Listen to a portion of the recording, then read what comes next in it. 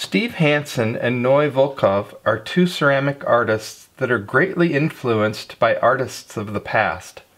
They both use a functional teapot form as the canvas for their expressive painting. Hansen's work has more of a pop culture focus, whereas Volkov gives a nod to the masters. The execution of their imagery is quite different as well. Let's begin by looking at the work of Steve Hansen. Steve Hansen received his MFA from the University of Notre Dame and later became art department chair at his undergrad alma mater, Andrews University in Michigan. He grew up in the rural Midwest among decaying cars, barns, and fields. His ancestors were farmers, blacksmiths, and mechanics. Their influence is quite evident in his work. Clay has an incredible ability to mimic all kinds of material. Here, Hansen's ceramic pieces look like old, weathered license plates formed into the shape of a vase. The one on the left depicts Alabama and Wyoming plates that are held together with what look like metal brackets. Using both standard and Phillips screws in this sculpture implies that the real piece would have been made from recycled material. Here are two old gas can-inspired teapots that also incorporate license plates. The one on the left looks like it was from a 1941 plate. The spout is inspired by the metal flex hose that was so often used on early gas cans. On the right, we can just make out the words "Drive Safe" on a North Carolina plate. The handle looks like it came from an old pair of scissors. This piece on the left has a handle made to look like a salvaged piece of wood. The body is molded after the same 1941 plate we saw in the previous slide. The pot on the right has a handle that was modeled after what looks like the handle of a metal locker. Protruding from the side resembles the spout of an old radiator. The next few pieces are coffee or teapots that incorporate historical art of pop culture. Here we see both sides of a coffee pot. At the top, Aunt Jemima on one side relates to Uncle Ben on the other. At the bottom, Snow White is juxtaposed with Log Cabin. Down the handle we see the word information. Hansen is expressing some interesting social commentary in this piece. Here are a couple more examples of using imagery from pop culture. On the left, we see the Cheshire Cat mashed up with one of the Powerpuff Girls. On the right is Jack's head on Hello Kitty's body. Hansen stimulates our curiosity as we question his choice of characters. He does this while also maintaining an antique look on objects that appear to be made from scraps of salvaged metal. The relationship is more obvious looking on both sides of this pot. On one side we see the image of Uncle Sam from the iconic recruitment poster next to the Looney Tunes character Yosemite Sam. On the back is part of the Sam's Club sign next to a page from the Dr. Seuss book Green Eggs and Ham. And again, the word information is depicted across the handle. Here is the Sam pot in progress, along with a 3-piece SpongeBob pot. The colorant that Hansen is using can either be applied to greenware or bisqueware. He is applying it to greenware so that he can apply black iron wash after the bisque firing. Because greenware is so fragile, I usually wait until the work has been bisque. Notice his reference to SpongeBob in the upper right-hand corner. In the finished piece, we see SpongeBob on one side mashed up with Wonder Woman and Superman. On the other side are parts of words inspired by old signs. Parts of Hansen's intent is to have the viewer question his work. I'm equally interested in his forms. The 3 stacked blocks look like they could be spun to create different images. I also like how the handle and spout follow the form of the pot. This slide shows another piece in progress alongside the finished product. Little Debbie cupcakes and Big Boy burgers are juxtaposed. For me, the strength of this piece is the form. It's a conical body made to look like it's held together with brackets and screws. The inverted shape of the handle supports the directional movement of the spout. It's also nice how this piece sits up on 4 feet. Here we see 2 sides of a coffee pot with Elsie the cow filling in half the image on each side. With her is the Starbucks logo on the bottom of one side and the Liechtenstein image on the top of another. This famous painting, inset here, sold for about $43 million in 2010. I wonder how it's intended to relate to the other 2 commercial images on this piece. The coffee pot also expresses a circular movement with a curved handle and slanted top visually tilting the pot towards the spout. Hansen has used many famous artists as inspiration in his work. Here we see his rendition of a Peter Volkos stack, like the one seen on the far right. These were common forms that Volkos constructed many times. Hansen makes his stacks appear to be constructed from license plates, vintage signs, and scrap metal, continuing with his earlier aesthetic practice. This piece is quite remarkable. It's a life-size sculpture that depicts Saint Sebastian with Andy Warhol's head on one side. On the back are the words such as target, shooter, Colt 45, and arrow that reinforce the imagery on the front. Here are shots of the piece in progress.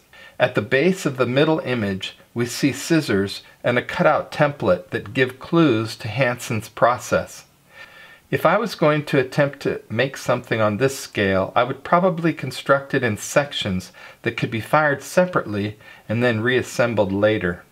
Let's look more closely at Hansen's inspiration.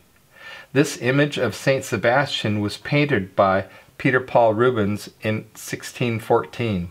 Traditional belief is that Sebastian was tied to a tree and shot with arrows. Although this did not kill him, after he recovered, he went to warn a Roman emperor of their sins, for which he was clubbed to death. The image of Andy Warhol on this slide is very similar to the one Hansen used. Warhol was, of course, famous for his graphic images of soup cans, detergent boxes, and famous people of the day. Now let's take a look at the work of Noi Volkov. He's a Russian-born, classically educated artist. He received his MFA in Fine Art and Ceramics in Leningrad in 1973. As a non-conforming artist, during the repressive years of the Soviet Union, Volkov was punished, imprisoned, and his art was suppressed.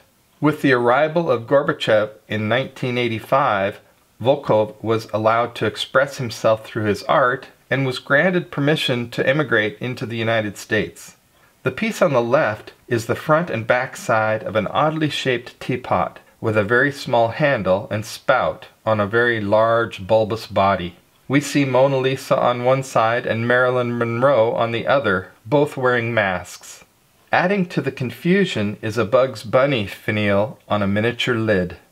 Let's focus on Volkov's series of teapots that pay tribute to some of the masters that have inspired him. This first teapot is influenced by Botticelli's work from the mid-1480s. The Birth of Venus depicts Venus, the goddess of love, arriving at the shore after her birth, when she had emerged from the sea fully grown. This is one of the most famous paintings in the world and an icon of the Italian Renaissance. In Volkov's work, the shell she once stood on is placed directly on her head. This next teapot is inspired by Edgar Degas. As one of the founders of the Impressionist movement, Degas enjoyed painting from life. A common subject for him was dancers, oftentimes seen at practice. Influenced by an interest in photography, it was not uncommon for his subjects to break the borders of his composition, which created an intimacy to his work. I'm always impressed by his rendering of artificial light, whether it be from the studio or the stage. Here is Volkov's teapot, inspired by Paul Cézanne. As a French artist working in the late 1800s, Cézanne is said to have formed the bridge between Impressionism and Cubism. He abandoned a concern for accurate perspective and focused on exploring with repetitive brushstrokes and layering of colors. Volkov ties painting and sculpture together nicely, with the body of his teapot acting as a canvas and the handle, lid, and spout taking on three-dimensional elements. Here is Volkov's tribute to Frida Kahlo. Kahlo was a Mexican painter whose self-portraits elevated and celebrated Mexican femininity. Her work was very symbolic and often spoke to the pain and suffering she endured from surviving a serious bus accident. In this painting, the monkey symbolizes evil, the panther bad luck, and the hummingbird good fortune. Some also suggest that the thorns around her neck relate to Christ's crown of thorns, and that the butterflies and dragonflies symbolize resurrection.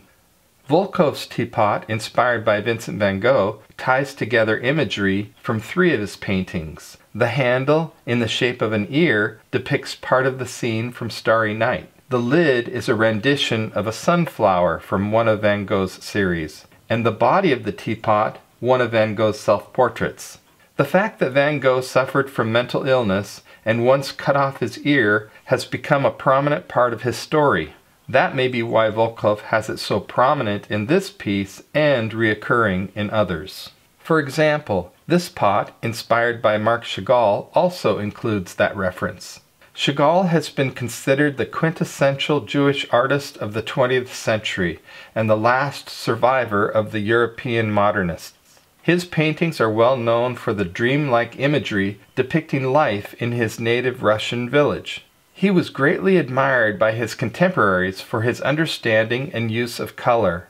I love how Volkov elongates the form to match Chagall's face and positions the dreamlike imagery above his head. This teapot, depicting Johann Vermeer's Girl with a Pearl Earring, also incorporates the ear-shaped handle. Although other Vermeer works are referenced in this piece, the girl is its primary focus. The original painting has quite a story. It has gone by many different names, been studied under a microscope and through X-rays, and has been shown in galleries around the world. Questions have been raised about the identity of the girl, about her exotic turban, and about the pearl itself. The pearl has been described by some as an illusion due to having no contour and no hook to hang from the girl's ear. Others believe that it is actually not a pearl at all, but rather a polished tin teardrop. Regardless, Girl with Pearl Earring has become one of the most recognizable paintings in the world. Many of Volkov's teapot forms are quite unique.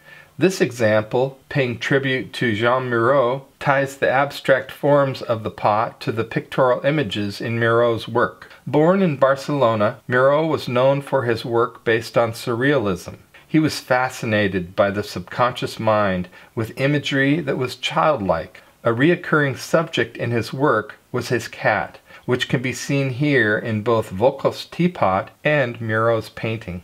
Earlier, we looked at Andy Warhol's influence in Hansen's work. Here we see a couple of examples of Warhol's teapots by Volkov. The image on the left gives us a sense of scale. The fact that he's wearing jeweler's glasses tell us that he has an intense focus on attention to detail. It might appear that we're looking at the same piece, but upon closer inspection we can identify that they are indeed two different pieces. I wonder how many of the other teapots have multiple renderings. Roy Lichtenstein is another pop artist. His focus was on popular advertising and comic book imagery. Much of his work was produced on large panels that exaggerated the Ben-Day dots used in commercial printing. Maybe he became ill and couldn't leave the studio, is in the thought bubble in the print here on the right. Probably a phrase that both Lichtenstein and Volkov could relate to.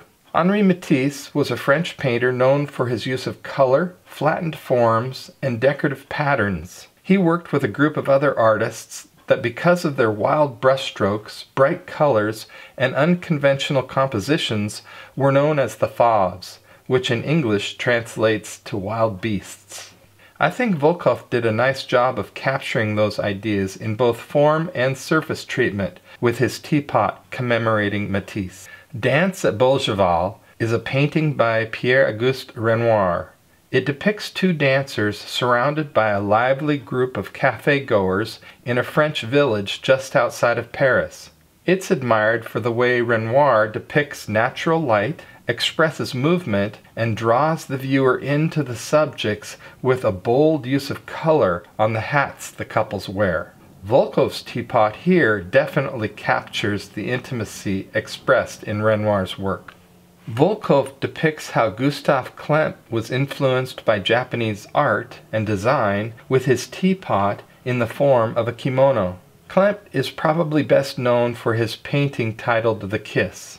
This portrait of Adele Bochbauer was painted in the same style as The Kiss. It was commissioned by the woman's husband, Ferdinand.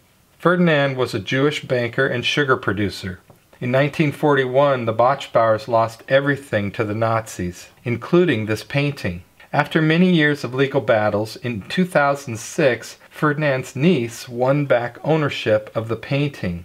She immediately sold it at auction for $150 million.